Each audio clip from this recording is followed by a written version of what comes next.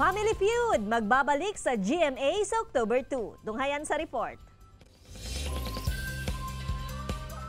The break is over dahil mapapanood na ulit sa GMA ang game show ng bawat pamilya, ang Family Feud.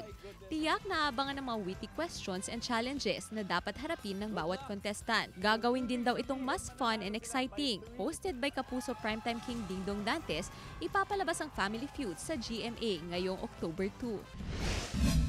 Kung kinakiligan ng pag-aalaga ni Dino kay Carding sa maging sino ka man, lalo namang naging mas kapanapanabik ang mga susunod na eksena matapos madatnan ni Betty at Libag ang dalawa na magkatabing natulog. Magkayakap ang mga ito nang magising sa hiyaw ni Betty. Bintang niya, bakla si Dino.